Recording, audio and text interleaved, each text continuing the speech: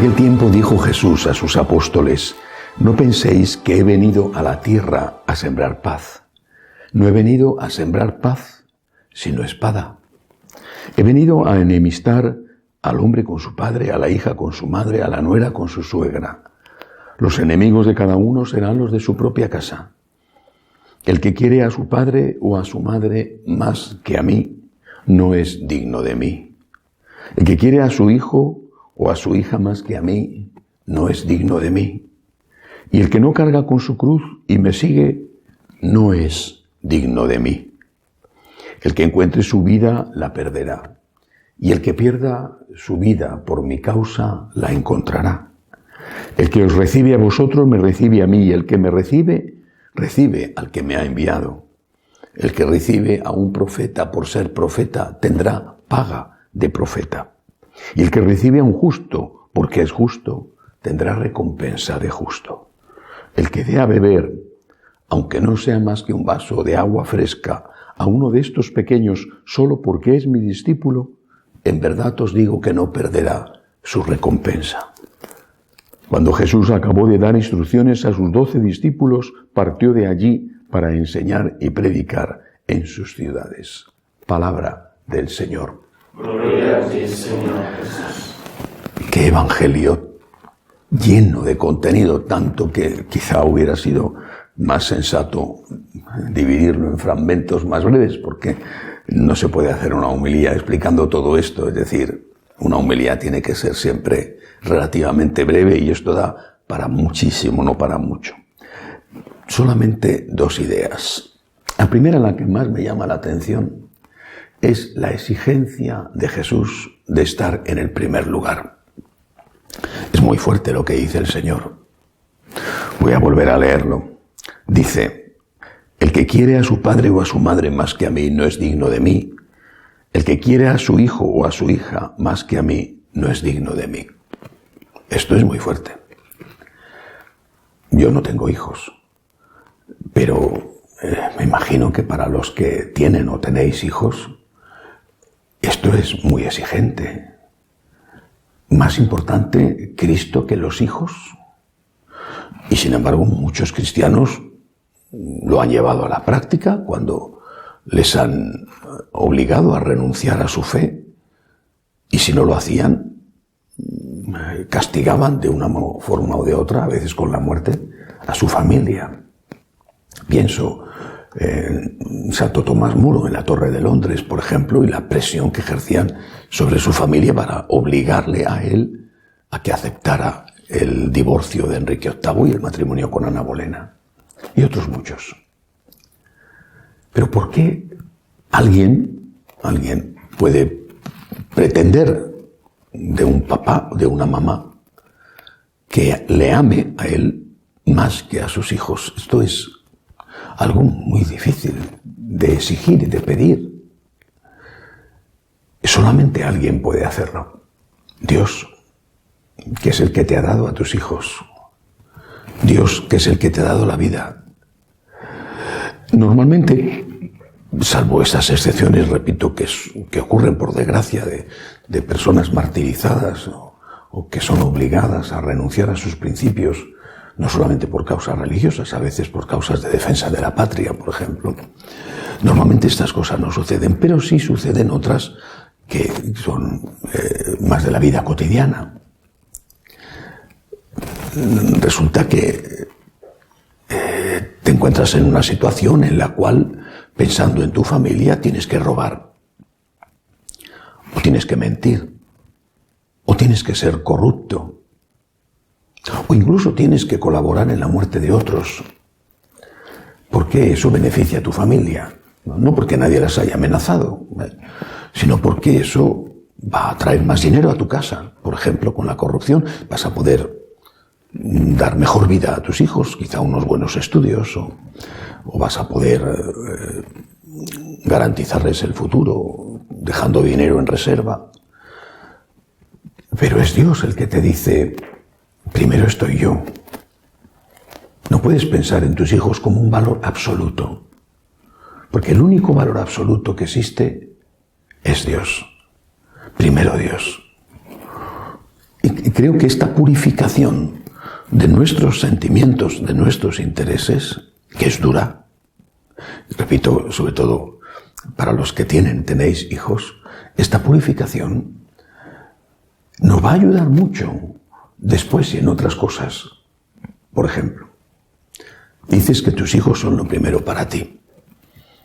Bueno, pero resulta que te divorcias porque dices que tienes derecho a ser feliz y no tienes en cuenta lo que va a ser de tus hijos, que a lo mejor son niños, que no van a poder entender, que van a tener que estar con tu nuevo compañero o compañera. Ya no te importan tanto tus hijos, entonces te importa tu felicidad. Tengo derecho a ser feliz. Pero ¿y tus hijos? Bueno, esos pasan a un segundo plano. No, si yo les quiero mucho, les quieres mucho.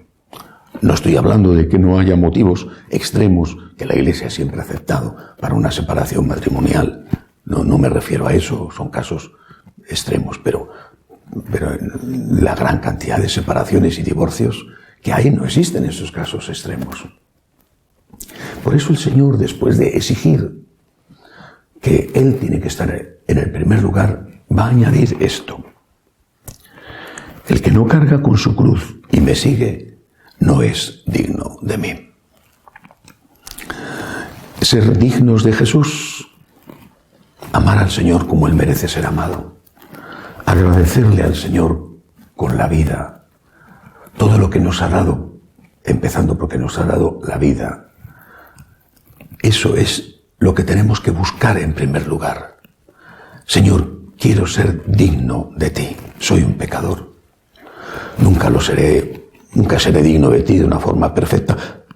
Todos los días, cuando comulgo, tengo que decir, no soy digno de que entres en mi casa. Soy un pecador, Señor. Tú ya lo sabes, yo también lo sé. Soy un pecador, pero quiero ser lo más que pueda digno de ti. Y para eso, abrazar la cruz, la que sea, la pequeñita, la que está siempre ahí como una piedrecita en el zapato, no es nada, pero te molesta mucho. La grande, la que viene de improviso, la que te angustia, la que sea. Contigo, Señor, por ti, Señor, con tu gracia y con tu fuerza, Señor. La otra cosa, de verdad, que hay tanto en este Evangelio, pero la otra cosa que quiero comentar es el principio del texto que nos ofreció hoy la Iglesia. No penséis que he venido a la tierra a sembrar paz. No he venido a sembrar paz, sino espada. Y después pone el Señor unos ejemplos de los padres contra los hijos. Esto también es sorprendente. Cristo es el príncipe de la paz. ¿Por qué dice que no ha venido a sembrar paz, sino espada? ¿Por qué? Con mucha frecuencia hablo de mí y estoy seguro de que no soy ni mucho menos el único. Con mucha frecuencia los sacerdotes tenemos el deber de decir las cosas. Y eso, pues a veces nos gusta, a veces molesta. Si te encuentras con un sacerdote complaciente, oye, que puede valer igual para otras cosas, o otras personas, un médico complaciente, un profesor complaciente, un político complaciente, es decir, bueno, pero hablamos de los sacerdotes que representamos a Cristo. Te encuentras con un sacerdote complaciente, es decir, un sacerdote que te dice, no pasa nada, lo que estás haciendo está bien hecho, Dios te ama, Dios tiene misericordia de ti, no te preocupes, haz lo que quieras, dale gusto a tu cuerpo, no pasa nada.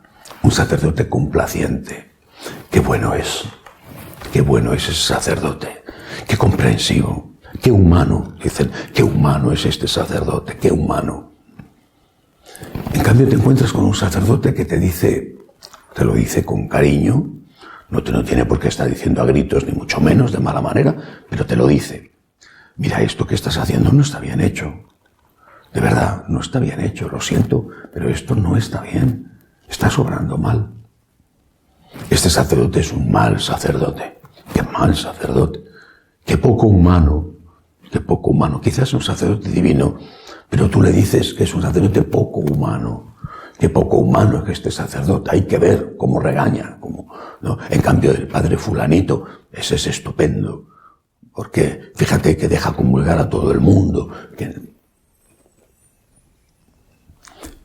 Podemos pensar en Jesús un momento, todos, pensar en Jesús, solo Jesús, un momento solo, en Él. No en este sacerdote, en el otro, en el complaciente, en el humano, el que no es humano. ¿Podemos pensar en Jesús solo un momento? No en el Jesús de almíbar, de figurita de chocolate, dulzón hasta el aburrimiento y la saciedad, sino en el Jesús verdadero, en el Jesús que cuentan los evangelios, en el Jesús que se compadece de una viuda que ha perdido a su hijo, de un leproso, de un paralítico, de una mujer adúltera a la que va a ser apedreada, pero el Jesús que también expulsa a los mercaderes del templo y que dice a los fariseos, raza de víboras, en el Jesús que acaba de decir, lo hemos leído, que Él tiene que ocupar el primer lugar en la vida, en el Jesús auténtico. Si hubiera sido dulzón, siempre complaciente, muy humano, puedo asegurar absolutamente que no hubiera muerto en la cruz. Porque se hubiera llevado bien con todo el mundo, con los fariseos, con los sacerdotes del templo de Jerusalén, con los romanos. Se hubiera llevado bien con las prostitutas y con los publicanos, pero también con los que marginaban, apedreaban a las prostitutas y robaban, porque era muy humano. Pero Jesús, que era profundamente humano, era hombre verdadero, era Dios, era Dios. Y estas palabras tan incómodas, tan inexplicables, son palabras de Dios. No he venido a la tierra a sembrar paz, he venido a sembrar y a traer la espada.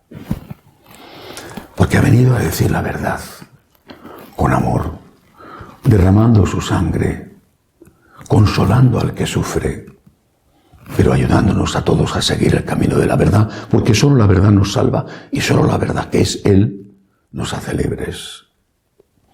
Por eso, cuando alguien te diga algo que no te gusta, no le insultes. No le insultes. Piensa. Me está diciendo aquello que Cristo me diría.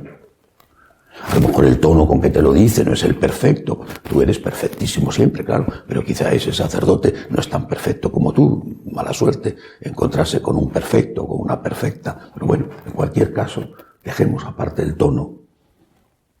Lo que te dice es verdad. No es tan complaciente, no es tan agradable de escuchar lo que te dice, pero lo que te dice es verdad.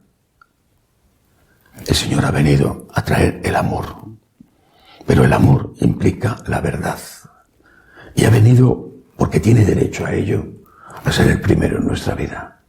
Solamente eso nos salva y salva a los que viven con nosotros. No lo olvidemos. Que así sea.